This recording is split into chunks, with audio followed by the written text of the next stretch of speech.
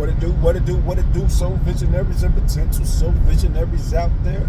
I'm your host, Sherrod Corn, and you are now rocking with the mobile version of the Soul Vision Powercast. You know that place where we keep it unfiltered and raw. We talk about anything from porn to politics. We'll even talk about those things you might have heard or even saw. Excuse the voice, man. My sinuses are kicking my tail right now. It's that time of the year. I do feel. But dig this here.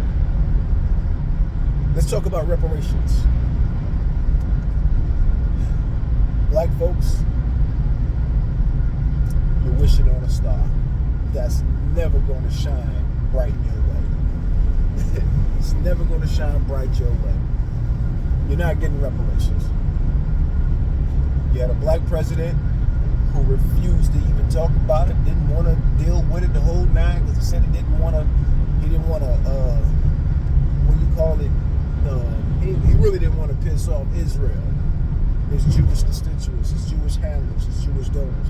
He didn't want to fuck with them. You know what I'm saying? Kamala Harris.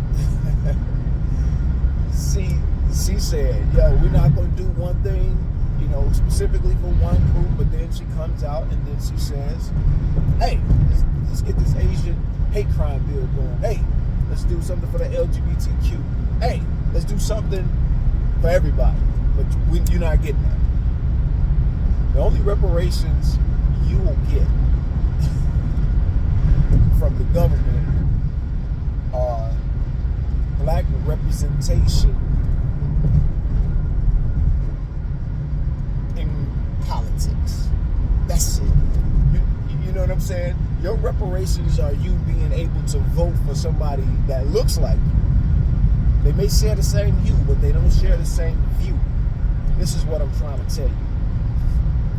They don't care, man. When they get up there, man, the National Black Caucus, the NAACP, these organizations don't really give a damn about you down here, man.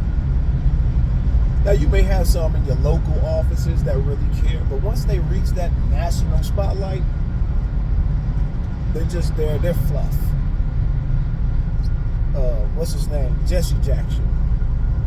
Fluff. What's his name? Al Sharpton. Fluff. All these people are fluff. They're not here to do anything for you, man. I hate to tell y'all. They're not here to help you out. They've gotten to the place where they want to be. They'll keep that message the same as long as you're emotional enough to keep listening to it and falling for it. What have the Democratic Party actually done for black folks? Hell, in my 51 years of living, it's still the same. It's actually getting worse. You know, they've controlled the House and the Senate a few times during my time living. Did absolutely nothing.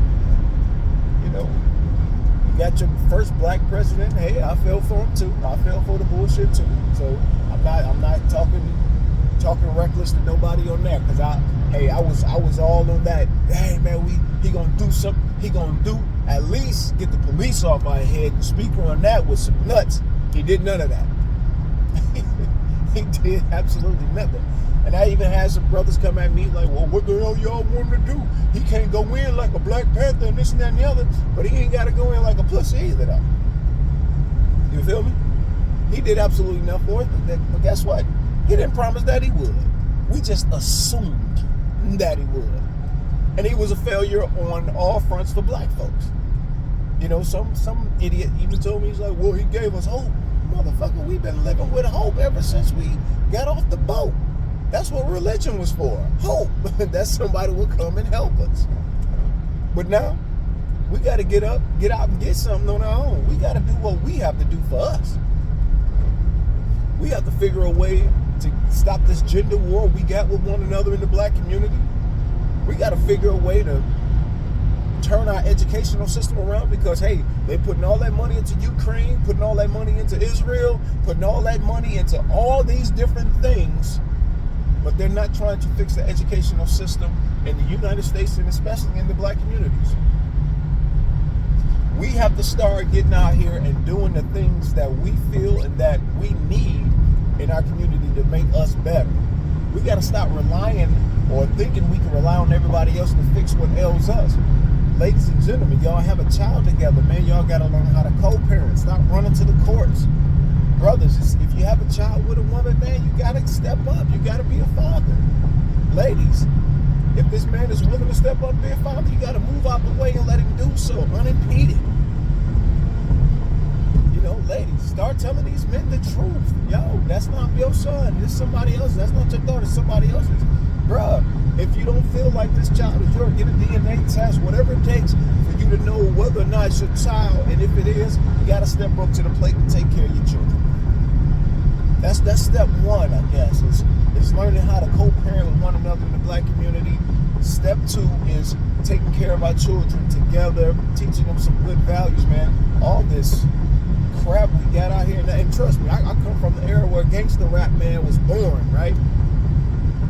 Ice-T, Eazy-E, Just Ice, KRS-One dropped the, that Criminal Minded. Man, trust me, man, I came up off that hard stuff. You know, you got MCA, you got the Ghetto Boys, we had Luke. So we had all of these things, but guess what we also had? We had balance. We had Chuck D, we had X-Clan. For those that may know, we had a dude called King Son, we had Rakim, we had Big Daddy Kane, Heavy D. You know what I'm saying? We had a balance. We had Will Smith. You know what I mean? We had LL Cool J. We had Common. We had a bunch of different genres of music to listen to. And we wasn't just all being fed drugs, gangster, suck, fuck. You know, that wasn't the only thing we heard. We heard conscious messages. You know what I mean? We heard all of those things. We heard those things. We heard different types of messages. So we had a choice. Right now we don't have a choice. So what we have to do is stop letting our children listen to this ratchet ass music 24/7. Get that out their head. We got to learn to stand up for ourselves, learn to stand up on our own 2 feet, determine what's going wrong in the black community and fix it ourselves. Stop waiting for white America to come to our rescue. You know what I mean? Let's stop doing that. Let's stop waiting on them to come and help us. We got to help ourselves. We got to recognize what's wrong and we got to fix it. And whatever we can't fix that's out of our control, we got to learn to adapt to it. And if the best reparations that we could probably have is working and as a team, let's give reparations to each other. Let's empower one another by supporting each other's businesses. And if the business is not giving us a good service, giving a good product, instead of getting on social media and blasting them and I'll never go here anymore, this, that, and the other, give them some feedback on what they can do to do it better. And black business owners, hey, take that feedback in instead of having an attitude, because guess what? Sometimes you don't get it right. Sometimes people are not going to like your meal, and it's cool. You got to have a thick skin when you go into business. You know, we have to learn how to empower ourselves by helping each other. You know, through through these times that we're living in. We can't always depend on the government to come in and step in and help us help ourselves. It's time that we do this for us. You know, this is not a call out to hate white people, Asian people, Arabs. It's not a call out for that. You know, because love and hate cannot reside in the same place. If you think you can have love and hate reside in the same place, what you're going to have a lot of times is inner turmoil. You're going to have a conflict inside. So you can't have that. It's got to be all love. Yeah, I'm pro-black. I love my folk. But guess what? I don't hate nobody else. I don't have time. I don't have the room in my heart to do so. I don't hate anybody. You know, I can disagree with you and still not have any animosity towards you. And that's another thing we need to learn in the black community. Hey, some of us, we don't agree with the homosexual agenda. That doesn't mean we hate the people that live an alternative lifestyle. That just means we disagree with the action. Some of us have learned to separate the action from the people. Some of us haven't.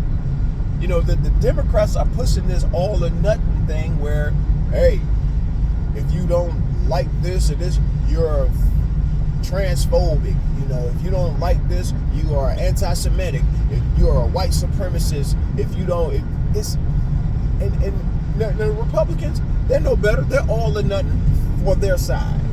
You see what I'm saying? So we gotta learn how to navigate through all this BS that both sides are feeding us and do it for ourselves. Like I told you earlier, they're willing to fund any war at any time because it puts money in their pockets. It empowers their families. It empowers their friends. We have to learn how to step back and say, you know what, let's take our tubes and fuse and put them together so we can empower one another and stop living off this jealousy and this competition with one another. Hey, somebody's always going to have more than the next person. That's just a fact of life. You know, equality is not what we think it is. You know, equality is a fallacy, to be totally honest with you. There will never be equality, since somebody's always going to feel like someone else was given more. So all I'm saying is, brothers and sisters, let's get up, get out, and get something. Let's do it for ourselves. Let's do it for our children. Let's do it for our grandchildren. Let's think ahead. You know, think about the family ahead. You know, in the future. Peace.